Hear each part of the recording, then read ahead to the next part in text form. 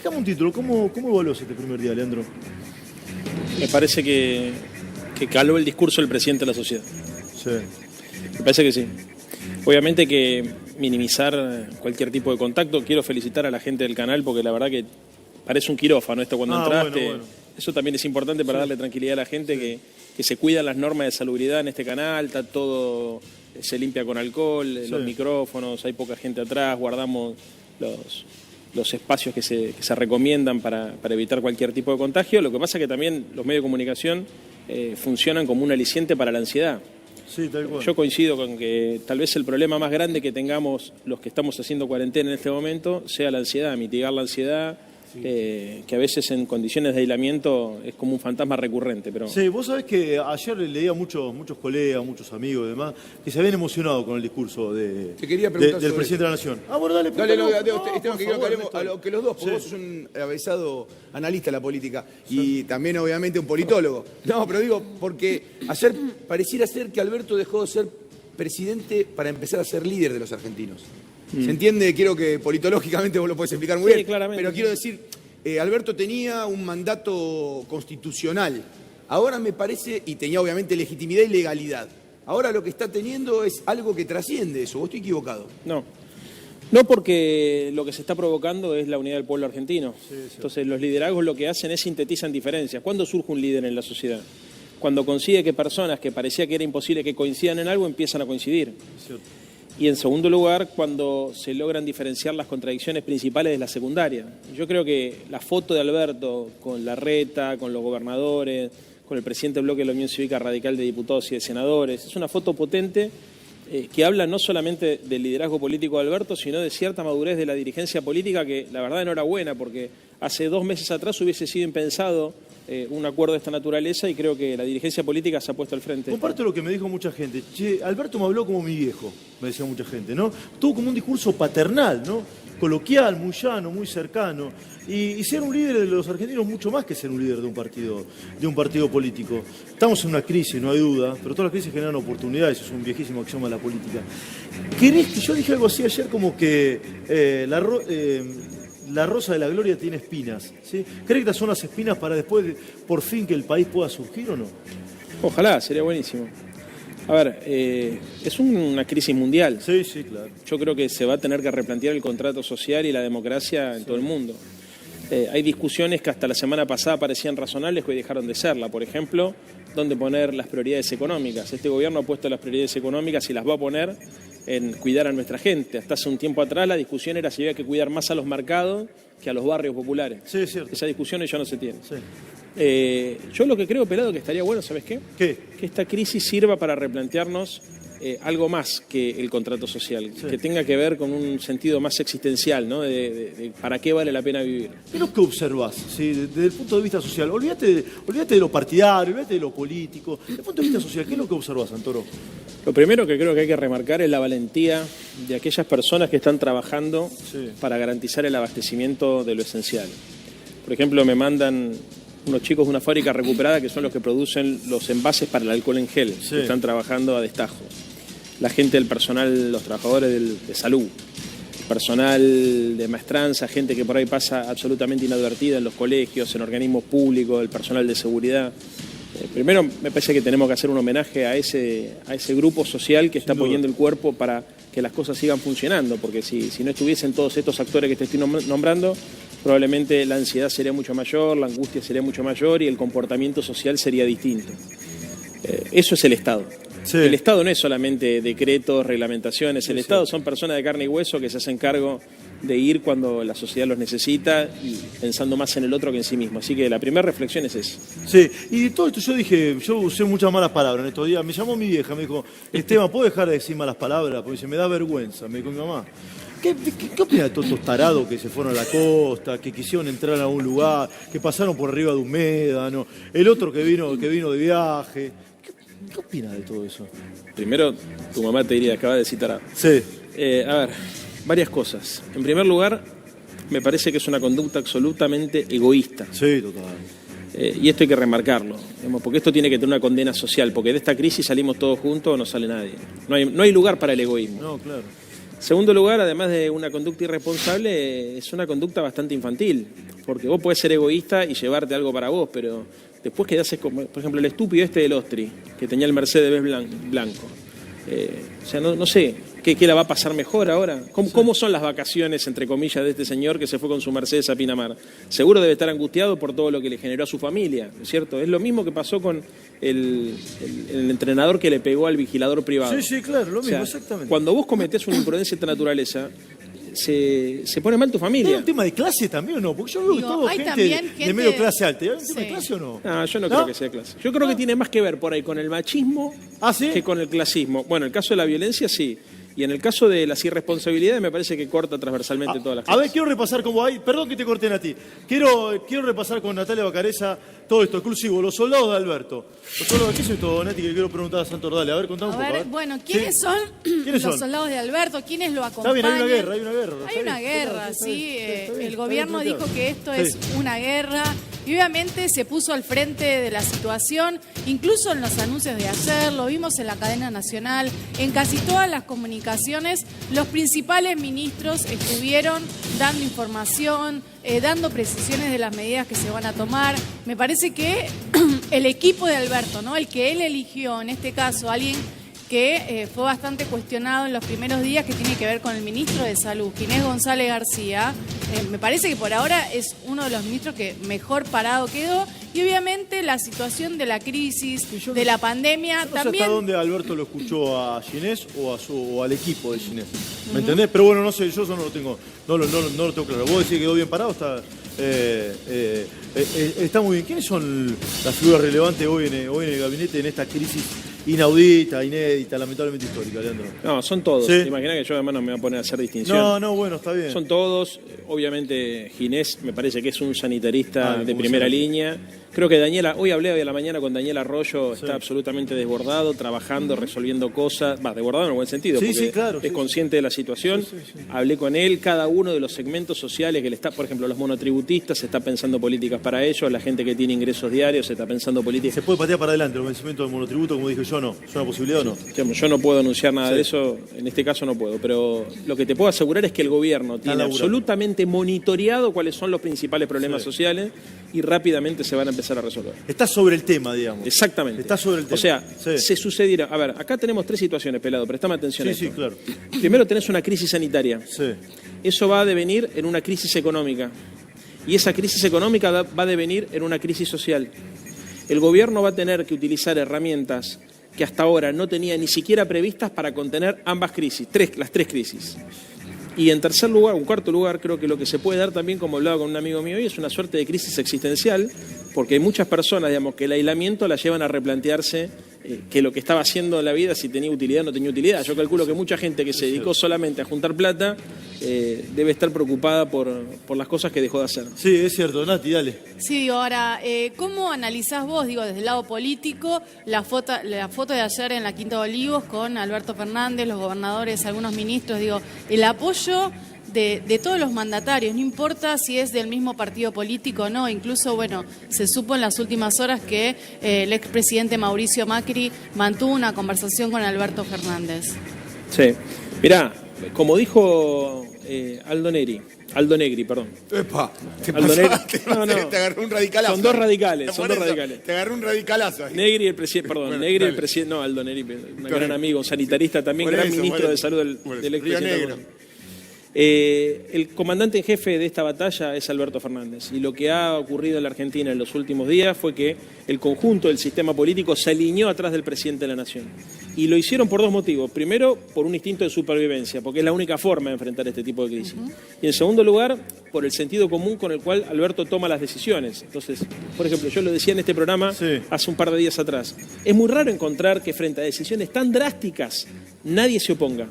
Y no es que no se oponen porque no se oponen frente a la cámara prendida. Cuando vos le preguntás a los tipos que toman decisiones o a las personas que toman decisiones, te dicen, no, esto es lo que había que hacer. O sea, se ha conseguido la unanimidad que por ahí en otros planos o en otras materias cuesta conseguir para enfrentar esta crisis. Así que la verdad que eso me parece que nos debería dar orgullo a todos. Bueno, recién estaba viendo unas imágenes que seguramente vamos a compartir de cómo es la sala de monitoreo. Fue recorrida hace un rato por Santiago Cafiero y Ginés González García. ¿Qué le parece lo de Tinelli, Leandro? ¿Sí? Cada uno. Sí, claro, lo que quiera. A ver, es una situación ambigua porque se recomienda no viajar. Sí. El tipo tiene una casa ahí. A ver, yo no lo hubiese hecho. Si me preguntás a mí, yo no lo hubiese hecho, pero también es cierto que él tiene domicilio, por lo que leí, tiene domicilio ahí. Sí, se habló muchísimo de este tema. A mí me dijeron ayer, che, Pelado, ¿por qué no lo critica Tinelli? La verdad se me pasó. A mí no me gustó lo que hizo Tinelli, la verdad que no me gustó. Pero también hay una gran disyuntiva planteada en esto, que también ayer lo dijimos. La gente que iba a Pinamar y sí tenía casa en Pinamar y es de Pinamar. ¿Me entendés? ¿Por qué no podría hacer la cuarentena ahí? El tema es si Tinelli o no de Esquel. A mí me llamaba la atención. Dale, a ver. Yo te voy a contar algo que me contó un conocido, una fuente que tiene una gran empresa de vigiladores, la más grande de la Argentina. Me contó que cuando hay muchas personas que rompen la cuarentena y tienen domicilio, tienen un departamento en la capital federal y domicilio, por ejemplo, por Nordelta. Entonces rompen la cuarentena y cuando vos lo vas a agarrar al domicilio porque la rompieron, se van a su domicilio, digamos, legal. Alternativo, sí. Y andan dando vuelta por la ciudad. Sí. O sea, hay muchas formas de romper la cuarentena y hay trampitas legales para hacerla. Ahora, tiene que haber conciencia Pero no ciudadana. te podés trasladar, digo, no es el hecho de que vos tengas lo que una también es casa, cierto, a ver, dos pará, casas, Te tres trasladan casas. a uno. Dejame- Como vos te podés trasladar de a dejame uno, un tienen minuto, 4 autos, dejame se un trasladan a minuto, uno. Pero dejame un no minuto, podés abogado del salir. diablo. Tinelli se trasladó antes del DNU también. Sí, también es verdad. Déjame un poquito, viste. Se trasladó, yo diría, huyó. Bueno, también vos decís lo que quieras. Se trasladó. Igual lo importante para no caer, Sí, digamos, a ver. yo creo que lo importante es que nosotros incentivemos o tratemos de alguna manera de afianzar prácticas saludables. Y las prácticas saludables es el que se pueda quedar en su casa que se quede, tratar de, el caso de los que tenemos que interrelacionar, tomar las medidas necesarias y fundamentalmente como sociedad tener paciencia, no militar la desesperanza, que también es otro problema, cuando a veces vos desde los medios de comunicación te quedaste sin tema para poder comunicar, no lo digo por este programa ni por este canal, pero lo he visto en otros programas de televisión, se empieza a militar una suerte de desesperanza o de mala onda. Y eso, digamos, en un contexto de encierro como el que estamos viviendo todo, es peligroso. Entonces yo creo que tenemos que hacer equilibrio entre el realismo, que es necesario para llamar la atención, como decías vos, Facu, recién ahí que estaba en 11 o en Retiro. Sí, en el Mitre. Bueno, Sí. en el Mitre llamando a la conciencia para que la gente vea por tele, en casa, cómo están las cosas. Y al mismo tiempo, me parece que tenemos que tratar de mantener el estado de ánimo arriba, porque esto, de acá hasta el 31 de marzo la tenemos que pasar y para adelante vamos a tener que seguir batallando. Claro, eso te iba a preguntar. Y nadie sabe, porque no hay certidumbre sobre eso. Si es hasta el 31 de marzo es un poco más. Cali Bianco, que es el jefe de gabinete de la provincia de Buenos Aires, mano derecha de Kicillof, dijo hace un ratito nada más que no solamente van a habilitar 1000 camas más en provincia, sino que esperan el pico hacia fines de abril. Claro. Por lo tanto, hablamos del 31 de marzo, pero es por ahora o no. Sí. A ver, estamos en verano, falta el otoño y el invierno. Sí, claro. No hay unanimidad en esto, pero casi todos los científicos aseguran que el virus se reproduce más, o no se reproduce, se contagia más en invierno, digamos, ¿no? por cuestiones climáticas. Con lo cual muchos dicen que el pico serían 8 semanas recién. Esto obviamente nos va a obligar, digamos, en el otoño y el invierno, digamos, a tener otras precauciones. Pero lo importante es que, más allá de cuándo termina esto, también creo que vamos a tener que aprender de esta experiencia cosas para adelante. Por ejemplo, el cuidarnos... Que la grita no sirve para nada también, ¿no? Bueno, a ver, por lo menos saber cuándo las cosas valen la pena y cuándo no. O sea, yo creo que hay discusiones que vale la pena dar, no en este momento, pero cuando la cosa esté más normal, hay discusiones que yo quiero dar como sociedad, como parte de la sociedad. Pero hay momentos y momentos. Yo no estoy en contra de la ideología, ni del debate político, ni siquiera estoy en contra del debate pasional. No, claro. Lo que creo que hay que saber en qué momento dar cada batalla. Viste, por ejemplo, nosotros tenemos diferencia con Larreta. Yo soy legislador de la ciudad, somos opositores. Ahora, hay un montón de cosas para criticarle al gobierno de la ciudad. Pero no sé si es ahora. ¿Se entiende? Sí. Si hay alguna cosa puntual, sí, como se ha dicho lo de las viandas, bueno. O el dengue, dijiste el otro día. O el dengue, sí, perfecto. Ahora, necesitamos unificar. Sí. ¿Por qué? Porque el comando operativo tiene que ser unificado, porque esto no existe ni para el dengue, ni para el coronavirus, la General Paz como frontera. Sí, ¿Se claro. entiende? Entonces, ¿cuándo se dan cada batalla? Depende en cada momento. Mucha gente dice, ahora se juntan todos, era mentira. No, es que el contexto cambió. Y el escenario hace cambiar el paradigma político. Sí. Hoy el paradigma político, si nosotros viniéramos a los medios de comunicación, como algunos hacen, marginales de la política, a tratar de buscar una diferencia pequeña para sacarle un votito al adversario, la sociedad te condenaría y además me parece que eso terminaría generando lamentablemente una desesperanza que no conviene instalar en la sociedad. Hay un debate que yo no sé si esta crisis lo dará por zanjado, pero sí que seguramente hará perder por goleada a los detractores del Estado, ¿no? Vos sabés que yo soy de los que creo que me gusta un Estado pequeño pero efectivo, que me asegure la educación, la seguridad y la salud. Poner en el orden que quiere, pero básicamente eso. ¿Sí? Cuando mi hija avance en la secundaria y le pregunten bien el rol del Estado, cuál es el Estado, estaría bueno que le den un video de estos días, ¿no? Me parece que esa sería una gran enseñanza del Estado. Lo que pasa, Esteban, que el tema es el bienestar de la población. No es la salud, la educación y la seguridad. Es el bienestar de la educación. Eso que vos decís son como requisitos elementales. Sí, el vamos, digamos. El vamos. Sí. Pero para una persona que no tiene ingresos, por ejemplo, y que tiene que hacer una cuarentena, el Estado tiene que estar presente. Sí, claro. Para un industrial que no tiene demanda, porque hoy, por ejemplo, la economía argentina se enfrenta a un problema de demanda que no es solamente por ausencia de dinero. Si vos hoy tuvieses mucho dinero guardado, no te irías a comprar un traje. ¿Por qué? Porque son otras las prioridades. Sí, claro, obvio. ¿No? O sea, es más, tenés mucho dinero, ¿te vas de vacaciones? No. ¿Te cambiás el auto? No, tampoco. ¿Salís a comprarte ropa? No, tampoco. Bueno, entonces pensá eso cómo impacta en la cadena productiva. En el que produce, en el que intermedia, en el que comercializa. Entonces el problema que tenemos de demanda ni siquiera es un problema que se resuelve inyectando dinero. Se va a tener que replantear un contrato social para poder administrar de otra manera la sociedad. Sí. Entonces, este desafío, si no lo lidera el Estado, no lo lidera el Estado, ¿quién lo lidera? ¿El mercado no lo va a liderar? No. El libre mercado en estos días, yo me considero un tipo que soy básicamente liberal. Ahora, el libre mercado en estos días no hizo llevar el alcohol en gel, ¿a cuánto a día? Sí, a ver, de al 1000%. mangos. ¿Cuánto? Por Sí, ejemplo, de las botellitas, mira, no, al 1000% no, se triplicó el valor. Pero las botellitas que hablaba Leandro. Santoro, Leandro, Sí. mira, te voy a contar una anécdota. Las botellitas que hablaba Leandro, en la Argentina se importaban a 10, ahora te las cobran a $90. La botellita, digamos, más o menos la gruesa, que en el mercado se llama la gruesa, que son 144 botellitas. Esa te creció casi un 900%. Imagínate el desastre que puede hacer eso en la economía argentina. Pero lo que vos decías me parece que tiene cierta validez, porque hay una vieja ley de la ciencia política, también la de conocer Leandro, que la epidemia, la guerra, el desastre natural convierte a todas las, digamos, destruye todas las ideologías, las paraliza, porque en un momento vos eso que vas a discutir en el medio de una epidemia, si sos un poquito más colectivista o un poquito más liberal, y en el medio de ese quilombo, perdón por la palabra quilombo. Sí. Bueno, porque a ver, vos decías sobre tu ideología liberal. Sí. Yo creo que el liberalismo político, conociendo cómo pensás vos, necesita que haya intervencionismo en lo económico, porque si no, no se garantizan las libertades individuales. Sí. A ver, vos podés tener todas las libertades formales, pero si el Estado no garantiza el acceso a esas libertades, por ejemplo, la libertad de tránsito, si vos tenés un piquete, es una libertad, digamos, que está relativizada. ¿Y por qué está la gente ahí? Capaz que está porque no tiene para morfar. Entonces, si el Estado se retira de la responsabilidad de darle de comer a la gente, por ejemplo, cuando está en situación de marginalidad, después no te puede quejar que haga el piquete, ¿se entiende? No, clarísimo. Entonces, lo que se necesita es el concepto de bienestar. Lo que nosotros tenemos que trabajar colectivamente es el concepto de bienestar. Y para hablar de bienestar hay que hablar de comunidad. No existe el bienestar individual solamente. Eso está comprobado que no. Vos podés, mirá hoy puedes ser sano, tener dinero y ser exitoso y famoso. Y sin embargo, no podés ser feliz. Sí.